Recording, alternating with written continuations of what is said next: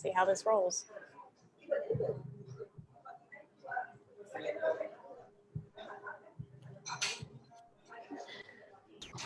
Okay, I think we're live now. I think we are. I think if there's just a little lag. It says streaming live on Facebook.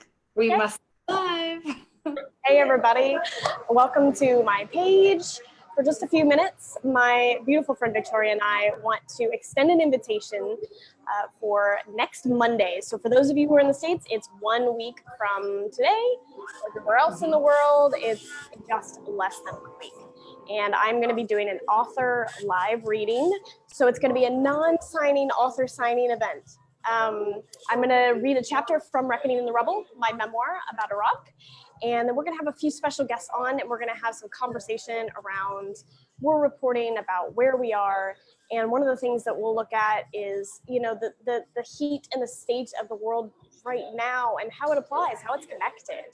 Because I preach regularly that it's all connected, that Mosul, Iraq is not something that's far away, but it's actually something that's within us every single day. The wars over there are really our wars within. So I'm really excited for you guys to join us. It'll be on Monday the 29th at 7 p.m. Eastern Standard Time. There is a link in the description box that you guys can click on YouTube. And if you click on that, you'll see a reminder button and you can hit that reminder. There's also a link in the description box for a Facebook event, just if you want to be able to invite your friends, find out more about me, see a little bit more about my work, and see more links to where you can pick up the book.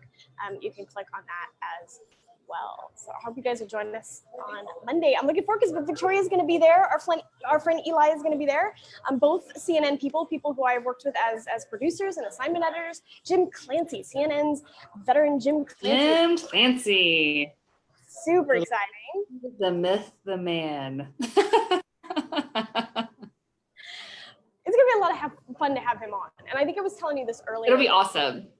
He covered the Middle East at such a unique point in time, and while there's still so many things that are the same, there's a lot of things that have changed in sort of the new generation of field reporting. So it'll be really fun, I think, to like have that kind of compare and contrast conversation of like, you know, what it's like to report when things are so hostile and how we, you know, create our allies in the space for all that.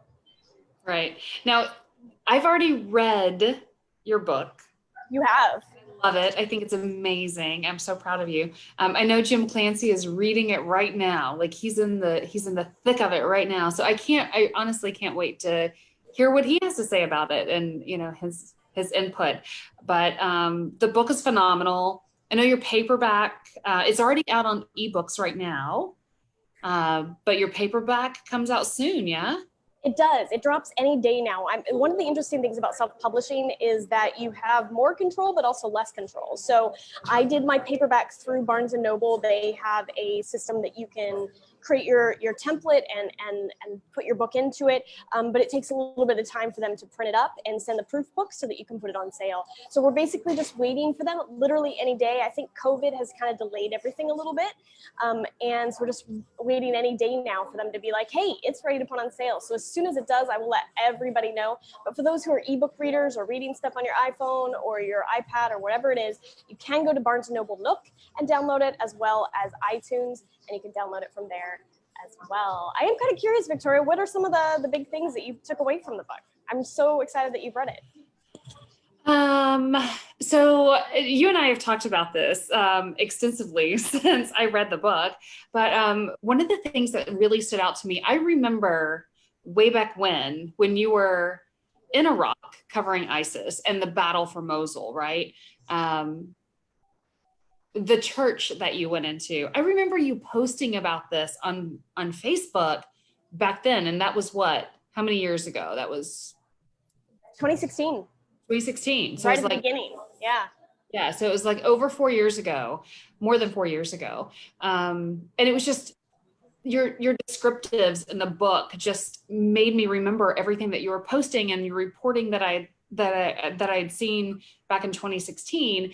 And you talk about this church, and that's really, that's the turning point for you in your coverage and in your time as a war correspondent.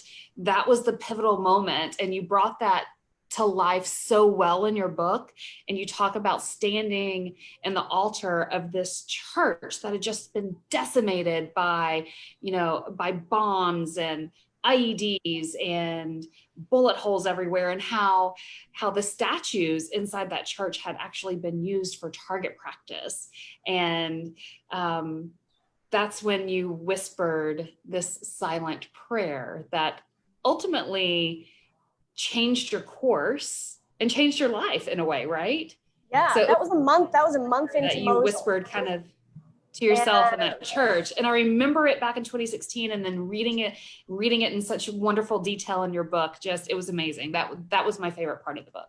Well, we're definitely I think I'll definitely show more pictures, and we'll definitely include that, because actually that's where I started the book. So it's interesting because that was about 3 to 4 weeks into Mosul. Like when Mosul, the official operation for Mosul had begun October 17th, and that was about 3.5 weeks later.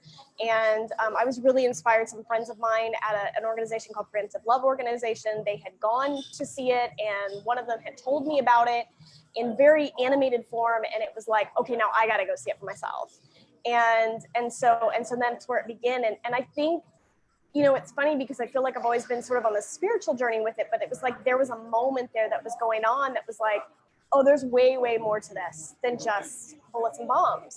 And so I'm really excited. I'll talk more about that, of course, on Monday. But yeah, I love that has stuck out so much to you. And I'll try and bring some of the video and pictures that I have into it so people can check it out more.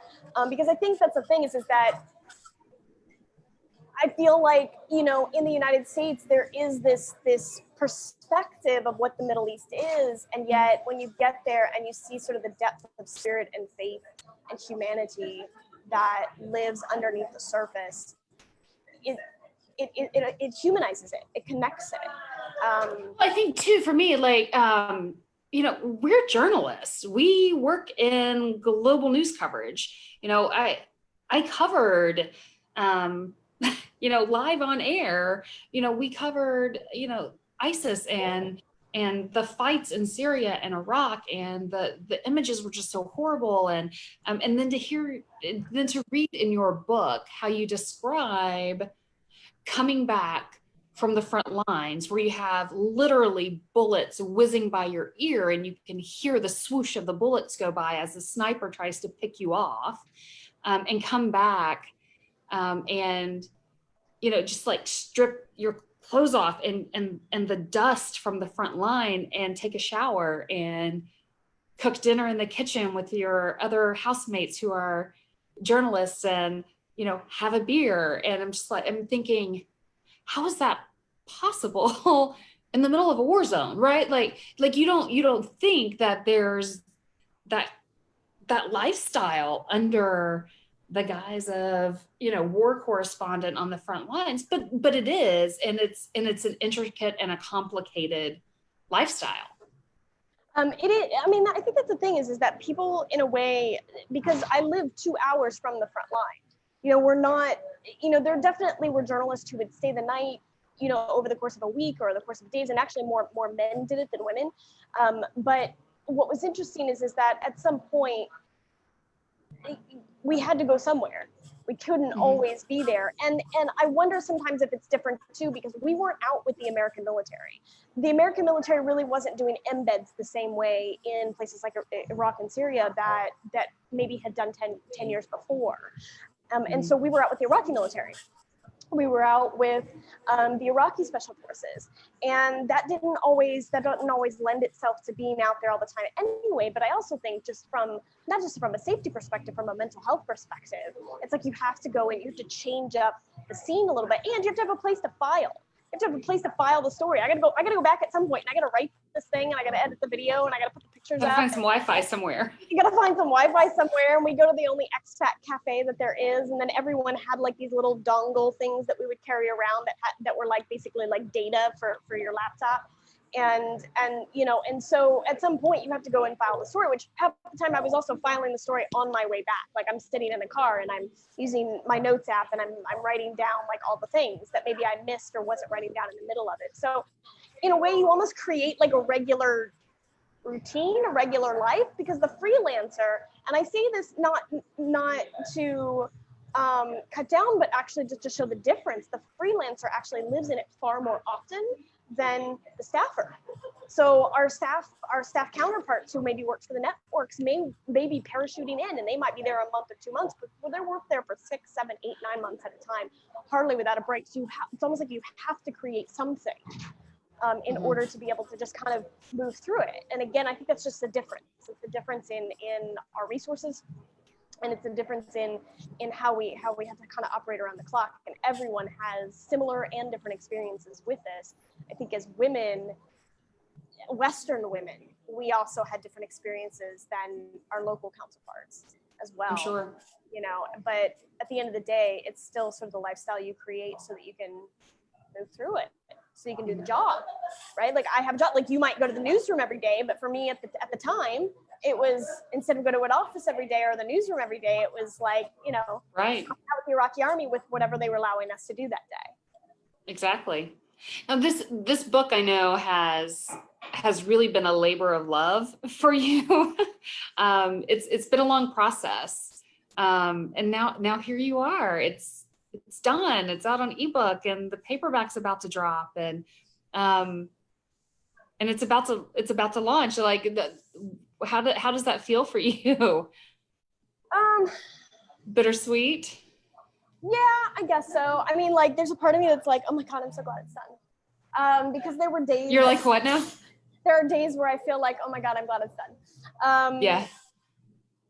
And I also know that the messages in it are going to expand and grow. Like, there are things that I look back in it and I'm going, I wonder if I would expand on that now. But there's also a part of where you have to let it release. One of the things I think authors especially find is that they like want to keep adding in.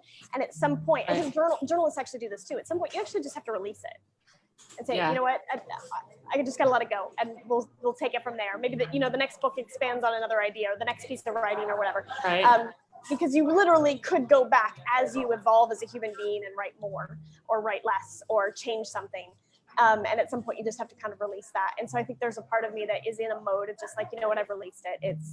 It's fine where it is. And now we just need to do actually the harder part. The harder part isn't the writing part. The harder part is the marketing part. And the harder part is the business part of it. And the harder part is like talking about it and dissecting it and going, oh yeah, there's that thing that I did and that I said and that I wrote. And like, okay, let's unpack that now. And that's kind of, to me, that's the harder part, because writing it came and went in flows. I would have days where I would write every single day and I would just go. And then I would go for 2 or 3 weeks and I could hardly write anything at all.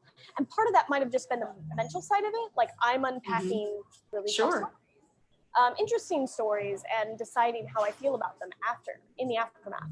A very wise friend of mine, Jeremy Courtney, who I quote a couple of times in there, said to me before I left Iraq, he said, you are going to have to leave this place to write about this place. And he was right. For me to be able to really write and put the space into it and my heart into it, I had to leave it. And I did, and I'm thankful for that. So it is bittersweet, but at the same time, like the next chapter that it morphs and molds into, cool. Well, I'm excited about the 29th, a week from today. We're going to have some really amazing people on the live virtual launch of your book. And I can't wait for people to get this book in their hands and just read it. And I encourage everyone to jump on the live that we're doing next week for the virtual launch. Ash is going to tell us some really cool backstories to some of the topics in the book and some of the stories in the book, and expand on those. And you even have some people joining us on that live launch who were an integral part in you being able to be on the front lines and get those stories. So one of them will be one of my fixers that he was, I think that a lot of us journalists like to say we sort of raised him into the fixer job, because he was a university student who was trying to make his way, and he was good at it, and he could speak, the multiple languages, and we sort of trained him up as one of our best fixers, that by the time we left, like he's the guy that I would send almost anybody to now. And then the other person that is going to be with us is Matt Willingham. He worked with the organization that I did a lot of stories on with, rather, and he is actually the one who took the picture. So the picture that you guys see on the cover all the time, Matt Willingham took that picture, and it was perfect. We were actually out in looking at a piece of land that the organization wanted to set up kind of a what do you want to like say, a storage unit. And I actually have pictures and video of this, but this storage unit had once been a place where ISIS had been building bombs, and the organization wanted to turn it into a place where they could put food and supplies for IDPs who were running out of Mosul and looking for safety. And so we were kind of checking out the land, we were checking out the area, we were talking to the Iraqi police and officers and stuff to kind of see what was going to go on in the construction that needed to happen or what needed to be fixed there. But it was also when Kiata was on fire. And so it'll be really great. I'm looking forward to everybody meeting Matt. He was with me a lot through, you know, a lot of rock wouldn't have happened without PLC, without Preemptive Level Organization, or without Matt. Matt was really my point of contact at first. And I talked to him for about 10 months before I went into Iraq. And so we'll kind of reminisce a little bit about that as well. But yeah, I'm looking forward to you guys meeting him. So it'll be fun to have those conversations and kind of unpack more just about the Iraq story and the human condition and where we are and how we go forward, how we create unity and threads of kindness and connection in all of the spaces that we are in. I think especially with things like COVID and Black Lives Matter, there's a lot of times that people put places like Iraq so far away, and yet actually it is really quite connected closely to just our humanness. And so I think that a lot of that conversation can apply right where we are. So I'm looking forward to it.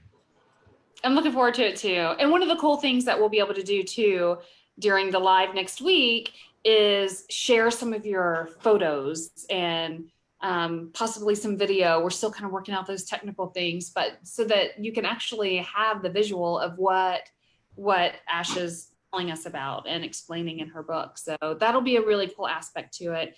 Again, it's live on YouTube, on Ash's YouTube channel. So click the link, go to her YouTube page, set the reminder a week from today, virtual launch. Girl, I'm proud of you. Exciting. Thank you so much. I'm so excited that you're part of this with me. So, and to all of you, we'll see you next week. Reach out to me if you have any questions. And like I said, hit that link. It's in the description box. Share with your friends. It's going to be amazing. Sounds good. Cheers. Cheers. Bye, guys.